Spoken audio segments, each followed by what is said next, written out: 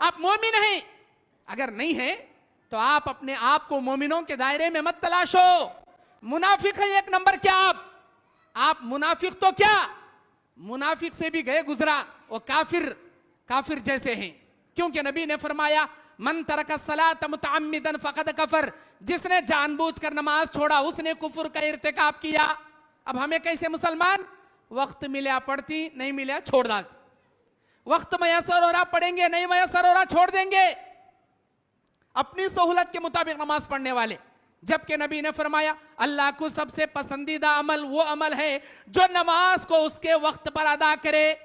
ہم دکان میں بیٹھے رہتے ہیں، دنیا کو ترجیح دیتے ہیں، کسٹمر کو ترجیح دیتے ہیں، مال کمانے کو ترجیح دیتے ہیں، لیکن اللہ کی عبادت کرنے کے لیے حیا علی الصلاۃ حیا علی الفلاح کو تب لبیک کہتے ہوئے ترجیح دے کر نماز کو ہم جاتے نہیں.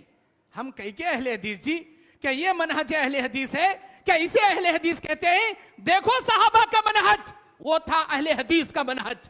صحابہ کا منہج، نبی اور صحابہ کا منہج، اہل حدیث کا منہج، کتاب و سنت کا منہج. جب حیا علی الصلاح کی آواز، حیا علی الفلاح کی آواز بغیر مائک کے، بغیر اسپیکر کے، بغیر کسی لوڈ اسپیکر کے ان کے کانوں میں آواز پہنچتی، اپنے دکانوں کو چھوڑ دیتے، اپنے مکانوں کو چھوڑ دیتے، مسجدوں میں صف اول کے ساتھ، اقامت کے ساتھ، نبی کے ساتھ نماز ادا کرتے. جیسے آج ہماری جمعہ میں بھیڑ جمتی ہے نا، فجر کی نماز میں صحابہ کی ایسی بھیڑ جمع کرتی تھی. فجر کی نماز میں، فجر میں مکمل یہ نمازی غائب ہو جاتے ہیں. میں پوچھتا ہوں کہاں جاتے ہیں؟ کیا آسمان ان کو نگل لیتا ہے یا زمین ان کو چبا لیتی ہے؟ کہاں جاتی ہے یہ پبلک؟ صرف جمعہ میں نظر آتی ہے.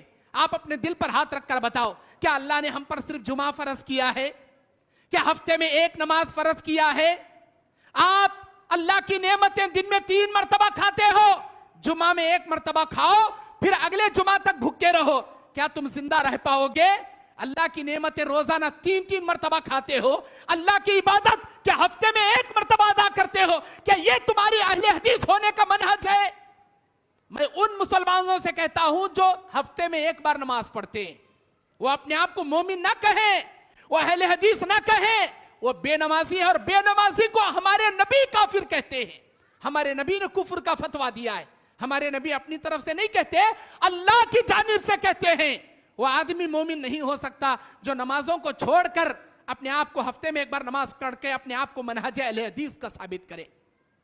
میرے دینی اور اسلامی بھائیوں، ہمارے بدعمال اتنے گھٹیا قسم کے جس کی وجہ سے 1000 قسم کی مصیبتیں آج ہمارے اوپر ٹوٹ پڑی ہیں. ہر قسم کے مصیبتیں ہمارے اوپر سایہ فگن کی طرح ٹوٹ پڑی ہیں. ہمارے ہاتھوں کی کرتوتیں. سورہ شورى آیت نمبر 30 اللہ کہتا ہے اعوذ باللہ من الشیطان الرجیم بسم اللہ الرحمن الرحیم وما اصابکم من مصیبت فبما کسبت ایدیکم ویعفو عن کثیر. کوئی مصیبت ہم آسمان سے نہیں اتارتے، کوئی مصیبت ہم اپنی جانب سے نہیں دیتے، بلکہ انسان اپنے ہاتھوں سے مصیبت کما لیتا ہے. چوری کیا پکڑا گیا جیل میں گیا، زنا کیا پکڑا گیا جوتیوں کے مار کھایا. اب وہ کہتا ہے یا اللہ سب کچھ چھوڑ کے تو مجھے جیل میں ڈال دیا، یا اللہ مجھے جوتیوں سے مار کے ذلیل کر دیا. اللہ کیوں ذلیل کیا؟ تو نے گھٹیا کام کیا، تو جوتیوں کے مار کھایا، تو نے چوری کیا، تو جا کے جیل میں بیٹھا. اللہ کہتا ہے تیرے ہاتھوں کی کمائی، تیرے ہاتھوں کی کرتوتوں کا بدلہ تیرے اوپر مصیبت کی شکل میں آ گئی. اللہ تعالیٰ کہتا ہے کوئی مصیبت ہم نہیں دیتے، ہر مصیبت تو مول لیتا ہے. یہ ہمارے ہاتھوں کی کرتوتیں ہیں. ہماری زبان سچائی پر قائم نہیں ہے. نبی سے پوچھا گیا کیا مومن جھوٹا ہو سکتا ہے؟ نہیں ہو سکتا.